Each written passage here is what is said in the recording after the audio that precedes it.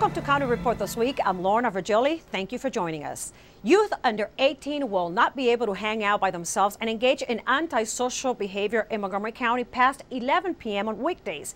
This if a new legislation proposed by County Executive is approved by County Council.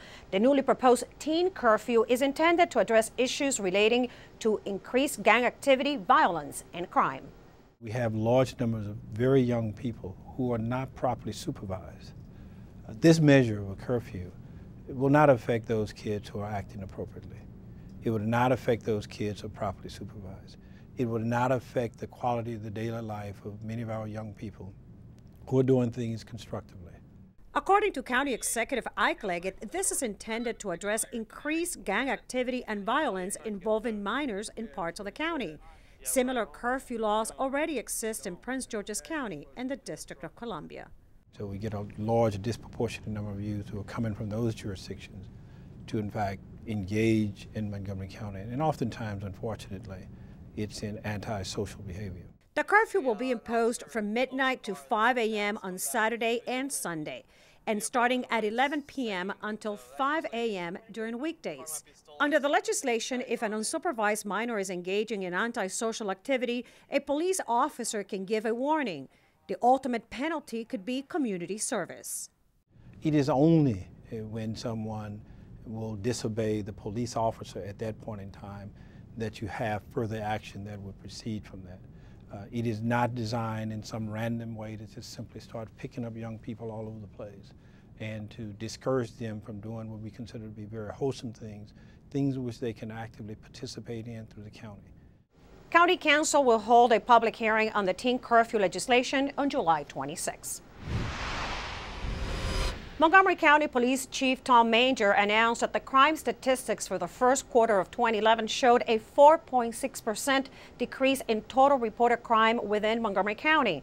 Compared to the same period of 2010, there was a decrease in crimes such as robberies, larceny, auto theft, aggravated assault, and burglaries. However, there was an increase in crimes of rape and murder. With temperatures in the mid-90s to 100 degrees this week, Montgomery County health officials are encouraging residents to find places where they can stay cool and to take precautions to avoid heat-related illnesses. Most at risk are young children, the elderly, and people with health problems such as asthma who are susceptible to heat-related illnesses like heat stroke and exhaustion. For safety, health officials recommend to stay indoors. When outdoors, wear proper protection from the sun, drink plenty of water, and never leave pets or young children in the car. The Chelsea School opened its doors in Silver Spring more than 30 years ago. Now the school will relocate to Washington, D.C., and plans are in the works for the future of its current site. Susan Kennedy has a story. Susan? Recently, the Chelsea School announced plans to relocate, and the developer who purchased this property wants to replace the school with townhomes. But in order to make that happen, he needs a change in the zoning, which made some neighbors unhappy. And I would like to start by Residents from the community surrounding the school packed the planning board hearing room to voice their opinion on the plan to build townhomes on the site, the zoning change proposal being a key part of their testimony. Is a transitional zone. In the end, planners agreed with the recommendation to approve the rezoning. The applicant here is proposing for the RT15 floating zone, and because it's a floating zone, the board has certain criteria that's established in the zoning ordinance. The board will look at whether the master plan designates the site for the floating zone, whether it's an appropriate density for the location, or whether it's an appropriate transition from the central business district to the residential neighborhoods to the north. What floating zones do is they allow a property owner to request a rezoning on their property that's outside the master planning process. And because the master planning process only happens between every 15 to 30 years, it's very important to allow this mechanism for a property owner to rezone their land. The townhomes will be situated in the middle of the site, with the surrounding area becoming public park space. Damon Orabona says the townhomes will provide a good transition from high-rise buildings to single-family homes in the neighborhood. When we look at this RT15 floating zone, you define a surrounding area around the property. Now, if you look in this particular location, you have a very diverse neighborhood. You have the very high density commercial uses to the south in the Silver Spring Central Business District and lower density residential neighborhoods to the north. The developer plans to preserve the historic Riggs-Thompson house as a single-family home and design all of the new townhouses to meet LEED standards. 10 moderately priced dwelling units are part of the plan as well. In keeping with the county's smart growth vision, the site is close to shopping, transportation, and other urban amenities. The projected move of the school is scheduled for next summer. If the rezoning request is approved by the County Council, construction of the townhomes will take about 2 years after the school is demolished. On this site, there was some ambiguous language in the master plan for prohibition of townhouse zones in this plan. Now, it turns out when you read when you really parse the words of the master plan, that was for a specific recommendation along Georgia Avenue, which is not where the subject property was. So when I read through the master plan, I didn't think that it was a prohibition on townhomes anywhere in the planning area, and the board agreed with me 4-1. I'm Susan Kennedy for County Report This Week. Montgomery County will be home to the largest Chinese investment ever made in Maryland. The Tasly Group, a leading biopharmaceutical company in China, will invest $40 million to locate a production facility and training center in the Shady Grove Life Sciences Center. The company intends to launch the first FDA-approved medicine that would treat coronary diseases and angina that would benefit millions of patients a year. It is expected that Tasly will create dozens of new jobs at the facility over the next 3 years. When we come back, we will talk to police about an attempted kidnapping at a local Best Buy store. And we have a transportation update, and check out why Cedar Lane is closed. I'm Rockville 11's Bridget Breuer. Coming up next, we'll tell you how this scanner is helping Rockville's police officers to be more efficient on the road. When County Report This Week continues.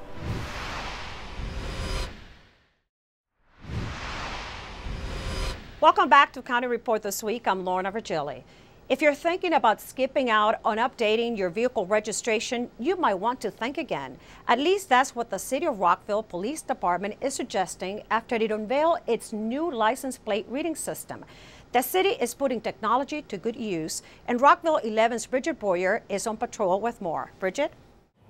That's right. 3 of Rockville's police cruisers now have license plate readers, making it a little easier to fight crime on the street. It's another tool to work smarter, not harder, use of technology, and we're very, very excited. Rockville Police Chief Terry Treshik is pleased with the city's new license plate recognition, or LPR, system. It was part of a multi-million-dollar grant given to the D.C. region by the Maryland Emergency Management Agency and the Capital Region Council of Governments. You'll be able to tell the police officers if a car is wanted somewhere, if the person who drives the car is wanted. It'll tell you if there's revoked or suspended licenses or if the registration belongs on that vehicle. This is the technology that runs the license plate readers. It runs in the background, looking for numbers and letters to see who's out of line. Corporal Ken Matney oversees the LPR program. He showed us how the system works. What it actually does is takes 2 pictures of any vehicle you pass. It's a wide picture, and then it zooms in on what it perceives as being a tag. So if it passes a sign, it will show up here in this area as a license plate, and it'll run that against the list. The scanners were originally designed to catch car thieves, but now they serve a broader purpose. This will tell you if a vehicle is registered, if the registration is expired, canceled, stolen, if the tags are stolen, the car is stolen. It will tell you any kind of outstanding flag against that vehicle. It also has a part in it that will tell you whether the owner of the car is wanted or not. That's a good thing to know if you're going to stop a car for any reason. If the owner is wanted, and there's a chance that the driver is the owner, you take a little extra caution before you walk up to the car. It's really looking for people that shouldn't be on the streets, for cars that are in violation of the rules of the road, or for drivers that are suspended or perhaps wanted for other different issues.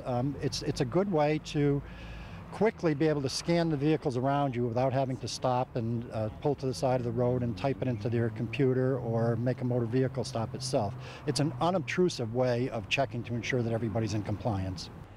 For County Report This Week, I'm Bridget Breuer. Now we go to Officer Rebecca Innocenti for an update on a recent attempted kidnapping at a Best Buy store. Officer? Thank you, Lorna. On July 13th at approximately 3 p.m., Montgomery County police officers were called to the Best Buy in Germantown for the report of a kidnapping. Once on scene, officers discovered that the suspect, now identified as Jermaine Palmer, age 23, attempted to grab a 2-year-old child and exit the store. Palmer was subdued by the child's father and bystanders until police could arrive. Palmer has been arrested for kidnapping. Now, did he give any explanation as to why he attempted doing this, taking this child? Palmer did state to police that he was under the influence of PCP and mistakenly thought the child was his own child. Thank you very much, Officer Innocenti, for that update. Let's go to Tom Pogue from the county's Department of Transportation for an update on the Cedar Lane closing. Here's Tom. Hi, I'm Tom Pogue, Community Relations Manager for the Department of Transportation. Here's an update from Montgomery County. MCDOT is currently rehabilitating the bridge on Cedar Lane over Rock Creek. As part of this work, Cedar Lane is now closed at the creek and will remain closed for the summer. The bridge is expected to reopen on or about August 24th. A temporary bridge will be available, but only for pedestrians. This project will also add a hiker-biker path between Rock Creek Trail and Elmhurst Trail. During the bridge closure, ride-ons Route 34 will be detoured between Park Hill Drive and Beach Drive, with service to 3 bus stops in each direction in that portion of the public route temporarily discontinued. Instead, Route 34 will run between the Wheaton and Medical Center metro stations via Cedar Lane, Beach Drive, Connecticut Avenue, and Jones Bridge Road. There will be no additional stops, and an extra bus will be added to ensure the route operates on time. When the bridge reopens, the service will return to its normal routing. For more information on construction updates and transportation alternatives, go to the county's website at montgomerycountymd.gov/BRAC. We're working to keep you moving. Weller Road Elementary students get a visit from the Secretary of Education and are encouraged to keep up moving. And we will tell you how Montgomery College is educating its students about rape. We'll be back.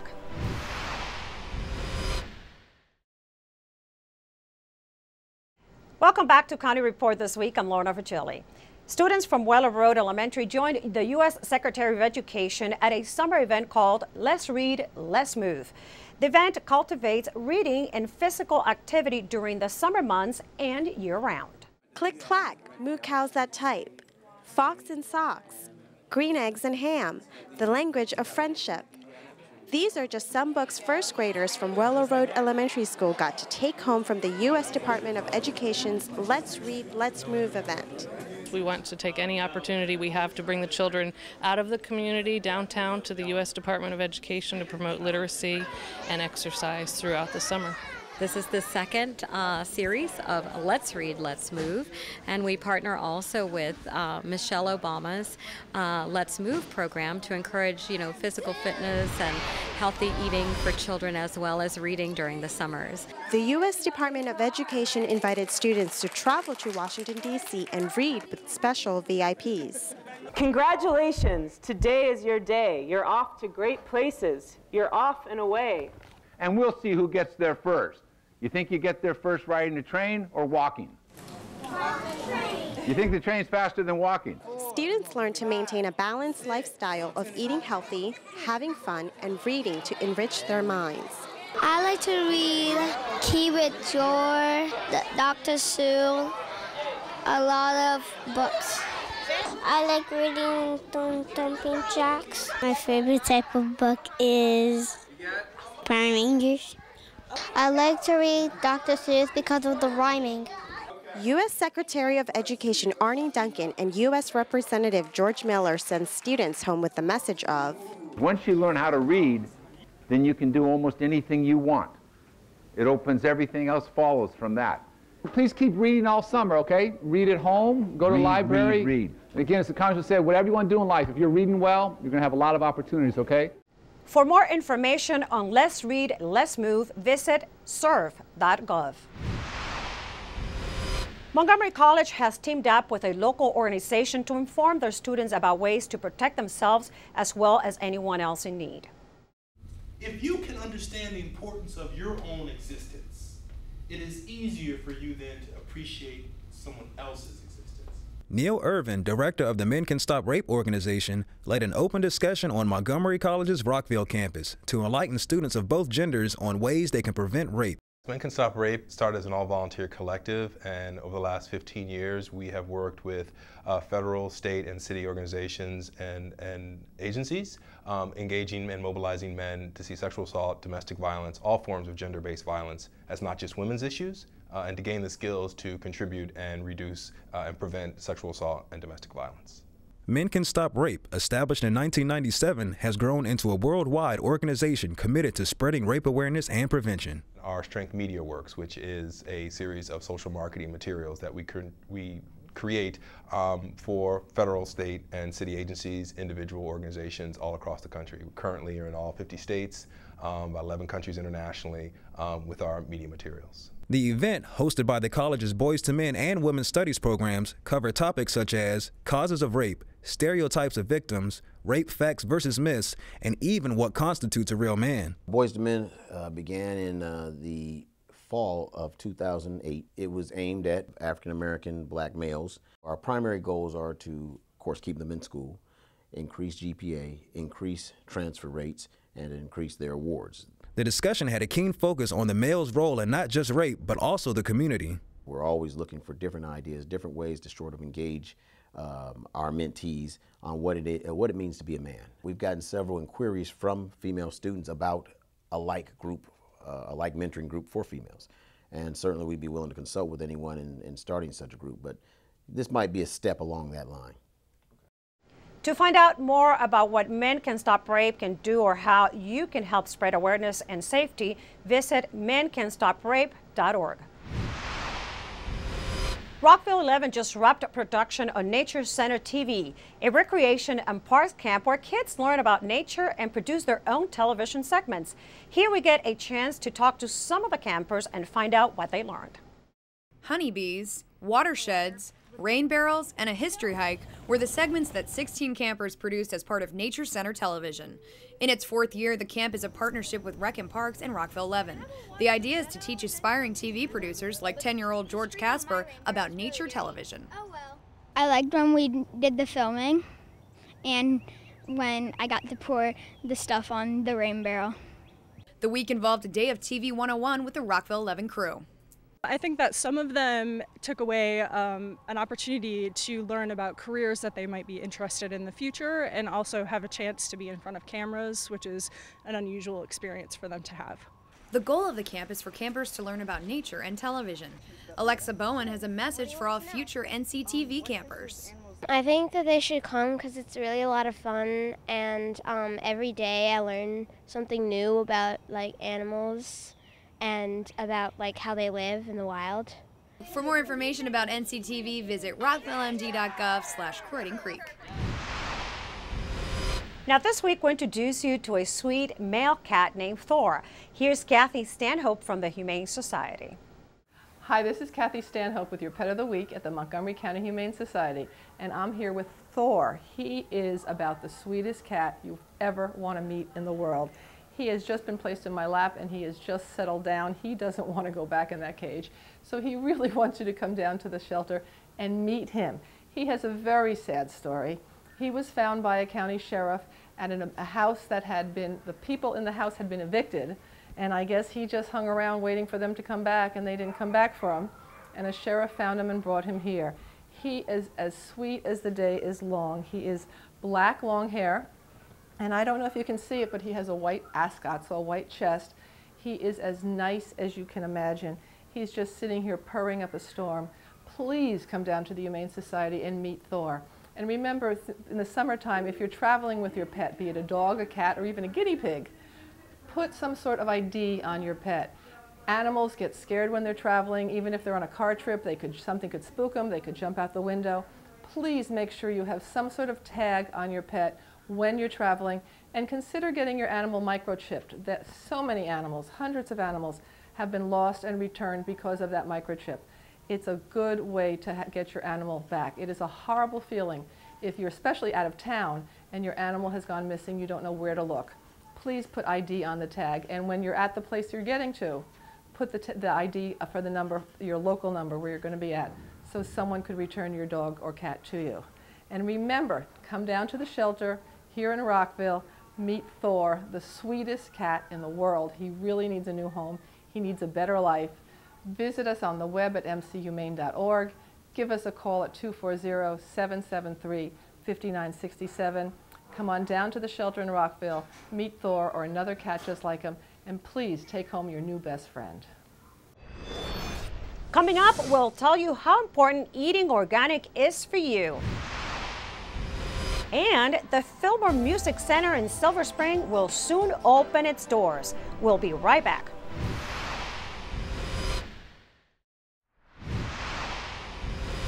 Welcome back to County Report this week. I'm Lorna Virgili. The increasing diversity of the county's population also means workplaces are becoming more diverse as well. Sometimes demographic changes can lead to issues that need to be addressed. Montgomery College has created a unique diversity management program to help students navigate such situations. Sophia Reeves has the details. What was the genesis of the diversity management program at Montgomery College? A little over 10 years ago, in the late 1990s, Montgomery College began to get requests from the business community and from the general community for courses that address diversity. And I think this was spurred by the fact that Montgomery County and the college had begun to become more diverse. Could you talk more about the classes that are offered? Our ultimate aim is to increase collaboration and communication among various groups. And so for us, diversity is beyond ethnic and national diversity. We also look at gender diversity. We offer courses from time to time that address conflict between parents and teenagers, so it's sort of age diversity. So we offer courses across a range of kinds of diversity. I see that there are courses that feature outside customized courses. We run courses in two ways. One, we run courses for the general community in what we call an open enrollment format. So we run diversity courses, we determine the content, but there's another way that we operate diversity courses, and that's through contract training and corporate training with businesses in the community. In those cases, we try to customize and tailor the content to the specific needs of the business. And so if the business is experiencing an issue with generational conflict, gender conflict, ethnic and racial, we try to tailor the curriculum specifically to what they need. The program descriptions also talk about certificate programs. One of our newer programs is mediation certification, Maryland Mediation Certification. And that we are offering in collaboration with the Conflict Resolution Center of Montgomery County. When, where, and how often are these classes offered? We offer fall, spring, and summer courses in an open enrollment format. And we offer courses any time of year when a company requests diversity training. Brookeside Gardens' annual Green Matter Symposium focuses on the growing number of local, regional, and national grassroots efforts to encourage Americans to eat real food. Here's a peek at what was discussed during the gathering.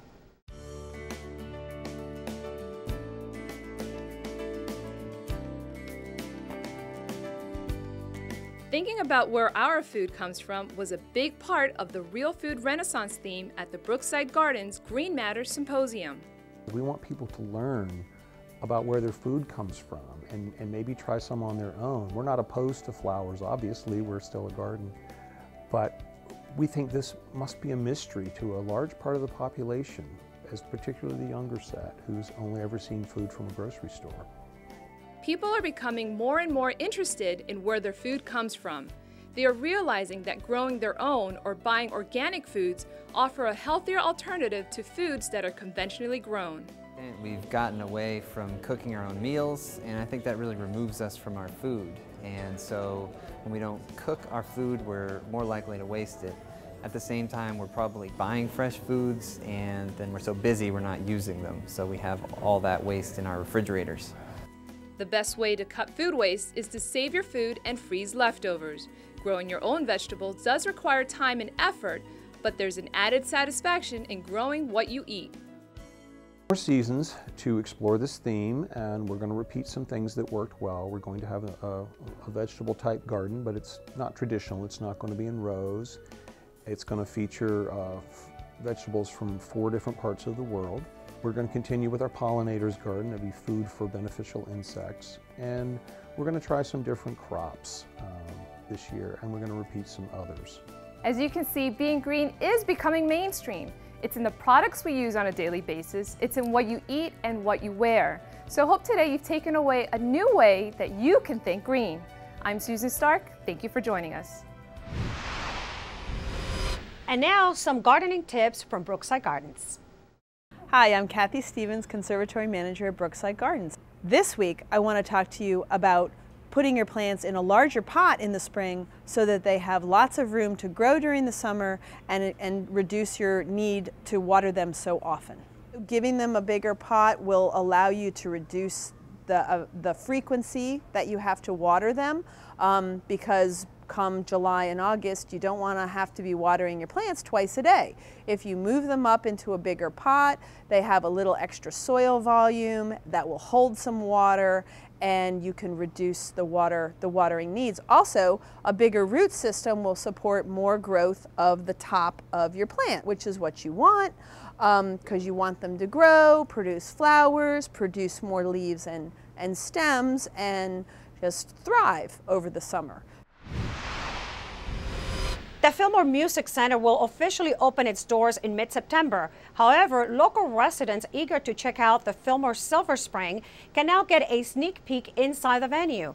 There is a preview center located on Ellsworth Drive in downtown Silver Spring that has already opened to educate visitors on the historical legacy of the Fillmore, the construction of the Silver Spring project, and the amenities that guests can expect at the new venue. The preview center is open Tuesday through Sunday. And that does it for County Report this week. Join us at this time every week for a look at what's going on inside Montgomery County. I'm Lorna Virgili. Thank you for watching.